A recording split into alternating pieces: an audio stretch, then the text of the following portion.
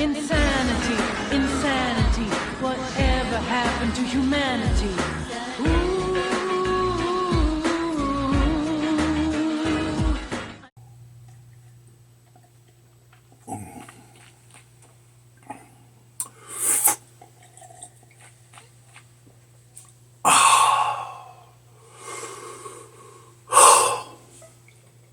It's time, boys. It is time for me to review something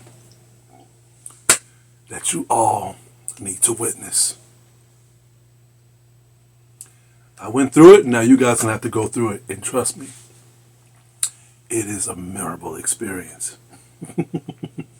I enjoyed it. Oh my God, I forgot to pull it out. Hold on. You're down here. There we go. We're gonna talk about this. Before I put it in the shelf, we're gonna talk about this beautiful gem, this beautiful masterpiece. Crest of the Stars is a science fiction fantasy anime series that has been written, directed, produced, and created by Hiroyuki Murakota. The anime follows the character Gento when he meets Lafio and the events that followed before the war. When Gento was a young boy, his world is invaded by the ABH Empire.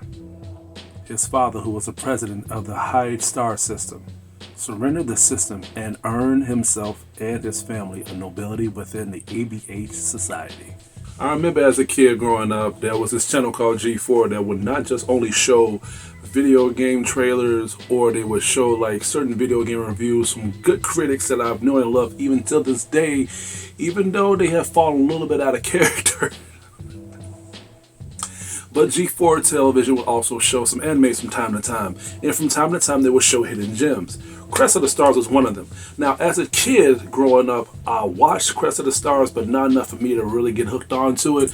But I've watched enough for me to, to know and to love the series.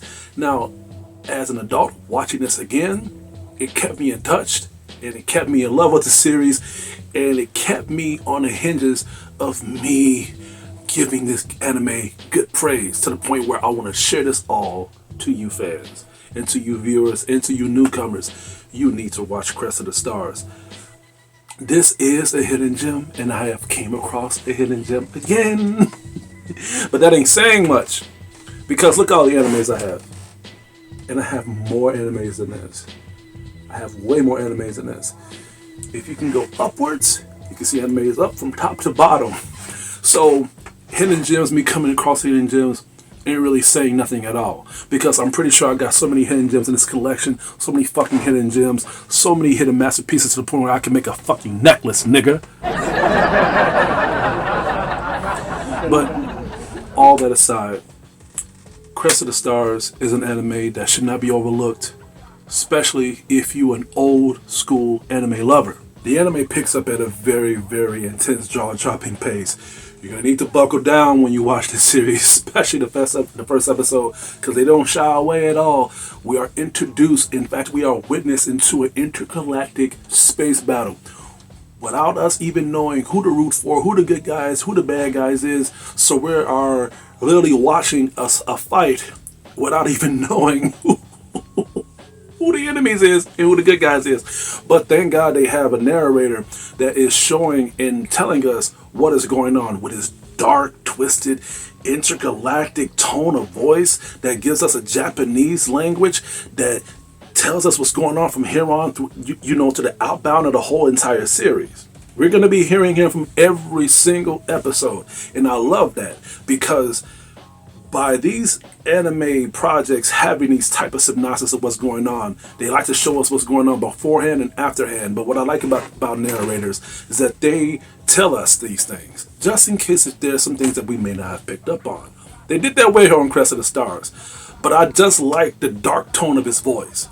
And what makes it even better is that when they show certain scenes and just him explaining these things, not only that it makes us make sense, but we get hooked into how dark his voice is. And after he is done telling us what happened in the previous hand, we are introduced to the whole entire logo of the Crest of the Stars anime episode. And I thought that pulled me in well. I thought I was literally getting pulled into an abyss by his words, and just me wanting more and more and more. I thought that was well done. They knew what they was doing when they added him into this voice and just adding the whole entire trope of just the introduction itself. I was getting a lot of Star Wars and a lot of space intergalactic shows and animes all together at once, just by that one particular previous scene that I'd be seeing all the time in this 13 episode series. Soon after that, we are introduced to the characters, the people that's going to carry the series and begin to show us other characters afterhand so we can be attached to them as well. And I thought the pacing for most of these characters was pretty well, especially the main character, Gento. Now, Gento, his pacing of his character was a fair pacing gesture. I liked his character. They gave me enough for me, for me to care about his character, and above all to see how he was going to achieve his certain boundaries of him just being a well-known prince, and above all, just him just being around certain areas that he wasn't supposed to. And the reason why I'm saying it is because Gento is a nobleman. And by him being a nobleman, he gets some respect by certain other people, but at the same time, he gets lacks of respect by others. So we understand what's going on with his character from what they have given us in the before run, before they introduce how he is as an adult. So I wanted to see how the pacing was going to be with his character. Is he going to be an asshole? Is he going to be a character that I was going to be drifted away because of how he was as a child? No. I understood how he was. I understood how he is now, but at the same time, as he was being introduced to other characters that was going to transport him to a certain location, that's when we begin to be more interacted towards the bond of his actions, and above all, to the growth of his character as the story continues. Which is where we are introduced to Lafille. Lafille she is a princess, but at the same time, there's more to her character. So when she is introduced to Gento, she is a person that's supposed to help him be transported to another location. And both of these characters have a lot in common, but at the same time they are cut from a different cloth. It's like they have been through the same thing, but they are not healing the same way, is what I'm essentially saying. So this is where the differences begin to collide, and this is when their debates begin to happen. And I felt this with both of them, especially when things begin to be under pressure with both of these characters. When Gento questions Lafille gives him solid answers for him to further understand her character. Same thing with Gento. When Gento gives her strict answers, we begin to understand how she begins to carry herself, because each of these debates, each of these conversations, and each of these certain situations that they get in when they be put under pressure begins to sharpen our image of how these characters are growing and how they're maturing. And Lafille and Gento's character was done with perfection, honestly. I have actually nothing bad to say about the pacing of these two characters. So much so that when they had these conversations, or when they began to bond, I really felt like I was watching a romance movie when they was beginning to bond and have like romantic scenes. I felt like I was watching a drama film when they was beginning to have like big, strict arguments with each other, and I'm just really picking on which side would win this argument, because both of them do got good solid points. And I really felt like I was watching like a big sequence of an action flick when they was beginning to fight. Not each other, but when they was getting to fight to survive, just so they can get out of these certain situations alive. And I really felt the fear of these characters surviving. I really felt like these characters can get killed off. The pacing of these characters was done so well to the point where even if they got robbed in the fucking street, I would really feel for their life. As we get deeper into the pacing of the characters and we get deeper into this project, we are introduced with a few other characters that would not just show us their ins and outs towards their bond to the franchise, but also will help Gento proceed into his journey by him going to another location, which is another planet that he needs to visit here so he can achieve his goals. Now, each character that was shown to me was done well. Was done with perfection. I can't explain all the characters because all of them was done well, but not to the point where they carried the franchise to the point where they end up becoming mains or side characters. But I will talk about a certain character that really stood out, and that was Lexu. Am I saying it right? Lexu Plakia. Plakia. Who Lexu? Lexu Plakia.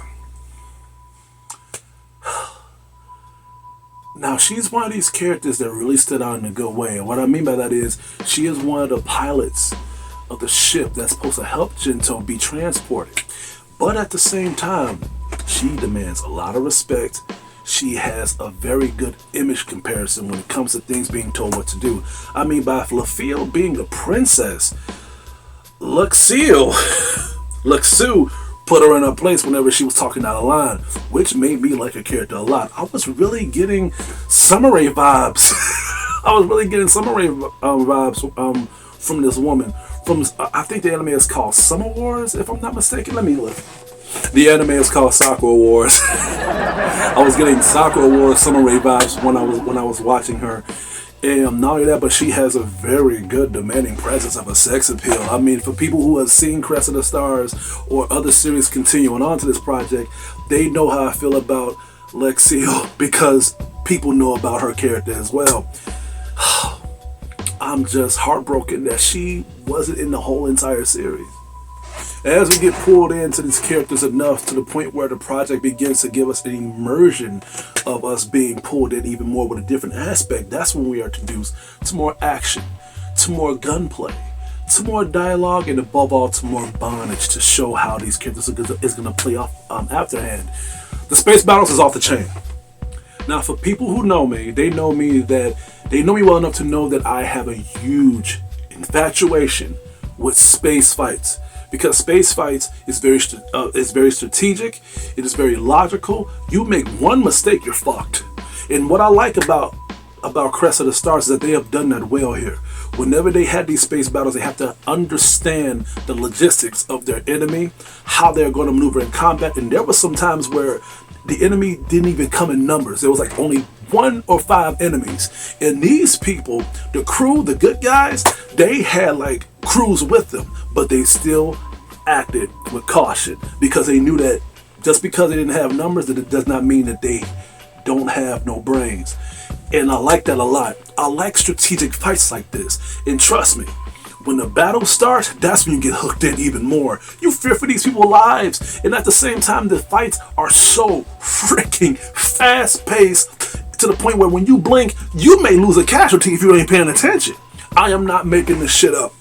For an anime that, how old is this anime? For an anime that was made in the year 2000, that is freaking incredible. Now, I know that I'm giving it probably too much praise, but the reason I'm saying that is because a lot of animes that does this from this timeline get a lot of battle sequences wrong. They just focus on the action and that's it. But what Crest of the Stars done is that they did more than the action. They felt like the action is where you start from.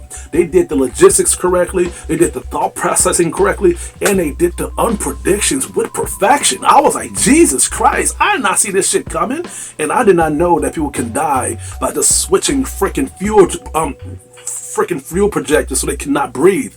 Did y'all know that? Because I did not know that shit. I'm giving this anime a lot of praise, which it deserves. Now it's time for me to talk about the elephant in the room. Watching it in a certain language. Now listen, I defaultly watch my animes in English. I do. I watch my animes defaultly in English. People who prefer their animes in Japanese, I understand where you're coming from. But I feel like watching animes in Japanese is a good furtherization for me to understand these characters. It's a good furtherization for me to understand where they're coming from and just a hypnosis of just how I can get the dialogue correctly. That is if the lip syncing and just the voice acting is done with perfection, which is what Crest of the Stars failed to do. The lip syncing was done great with perfection, but there was no emotion with these characters at all when you watch this in English. Whenever Jinto or Lafille or any other character would talk, the voice acting, great. It matches them, but the emotion was still there. Whenever they would have a normal conversation, their expressions is normal. But when they have a battle sequence or a dramatic sequence, their voice tones is still the same. There's no expression when they talk in English. It's like there was like voice simulators or something. It was fucking terrible watching this in English, and I really felt bad watching it in English first, because when things was really being serious, I couldn't take it seriously. So thankfully, after the 5th episode, I just switched it to Japanese because I wanted to at least see how things are going to be under pressure. But thankfully, after episode 5, I was like, you know what, let me switch the dial to Japanese. And Japanese is done with perfection. You need to watch this in Japanese. There's no, watch this in Japanese. And I double dare you to watch this in English. I dare you to watch this in English. I'm not making this up. I think out of all the bad animes that I've seen that had bad, that was bad with the English language, I think Crest of the Stars is up there. I'm not making this up. Now, since I got that out of the way, let's talk about the introduction and the outtroduction of this anime. I want to talk about the outtroduction. The outtroduction was not just done well when it comes to the song, but I do like the slow pacing and the slow melody of the song. A lot of animes do this when they show a lot of good action, a lot of good chemistry, dialogue, and a lot of good choreography towards the anime and the characters itself. They like to calm you down with a calm and steady introduction, just to set the mood straight, just so you can ease the soul. And they have done it well here with Crest of the Stars. And what I like most about it is the fact that they decided to add like a picture sideshow in the introduction, in the credit scene, when they would either show LaFille or they would show Gento as they were babies and as they grew up to who they are now. And you just hear the guy singing in the background, just saying, "I wanna fly away." Oh. Which makes sense, because as he drops that tone and he says that part, and that's when it shows Gento and LaFille grown up, meaning that I want to fly away to my journey and I want to be on my own at this point so I don't have to rely on other people. A lot of people did not catch on to that, but I did. I feel like lyrics make sense to what we are seeing into the screen. But what really pulled me in was the introduction. The introduction, like I have mentioned, will pull you in when you hear the narrator's dark tone voice, but when you hear the music, it just sucks you into an oblivion, and you just want to be, you just give in. And when it shows you the Crest of the Stars introduction, I'm like, oh my god, like this is intense. The introduction is dark, it sets you in, it has good tension, it is mellow, it's all that in one big track. If they played the whole track in the introduction, I wouldn't have minded. I wouldn't have minded at all. It is unskippable, and if you skip it, you are a fucking asshole. Even if you do skip it, you can't skip the last episode, because the last episode they actually play the whole entire introduction. That just shows you how boss and how badass the introduction song is. Speaking of the last few episodes really gave me good chemistry, really gave me a lot of good dialect of these characters in game, and above all, it added closure. It added closure on the long run, but to the point where I was left wanting more. I was wanting more of the series. Even if they ended it off that way, I would still have been satisfied. Gento did what he needed to do. LaFille did what she had to do, but man, they have went through a lot of hell together. They went through a lot of shit together, to the point where this whole 13 episode anime really felt like a 13-year experience because of what we have grown and what we end up knowing with these characters. So again, this anime has done well with the pacing, so I would not mind it if they ended off like this. But fortunately, they didn't. They end up continuing the franchise, which I cannot wait to watch, and I cannot wait to review pretty soon. Overall, this anime is great. This anime is practically a masterpiece, in my opinion. Now, don't get it twisted. Just because I say it's a masterpiece doesn't mean it's perfect. What I mean is that this is an anime that is very memorable. It will play a place in my heart. And you know how when you watch it, when you experience things, you just feel like this emotion inside you that you feel like, man, like I really had a good time watching this. I really enjoyed this. It doesn't matter what time of day you would watch this anime. You can watch it during the day, you can watch this during the night, you can watch this with anybody. This is an anime that I really would highly recommend you watching this with people, because after this anime ended, I was left with a lot of questions, and me and my girlfriend was watching this together. We was literally talking about this, talking about which character did we like the most, talking about our best fight scene, talking about our best episode, talking about the person that we did not want to get killed off, ended up getting killed off. They ended up pulling a fucking Game of Thrones on us. This anime will not let you walk away by just saying, man, this is great. This anime will not let you walk away saying like, damn, this was pretty cool. But this anime will let you walk away just talking about it to other people. Talk about certain things of how they felt about it. And I love animes like this, and it needs to be praised. I'm going to have to give Crest of the Stars an A-.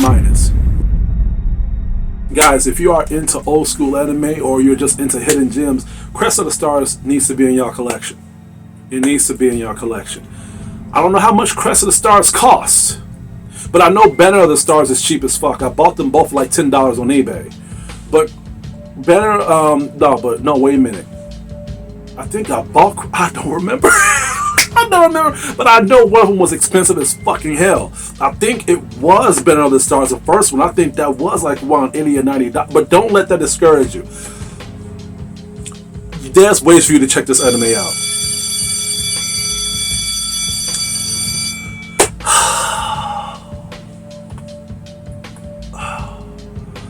That's all I have to say for today. Please stay tuned for more upcoming anime reviews and videos headed your way. This is Hugo, your critic teacher, and I hope you guys enjoyed the review and you have a good day.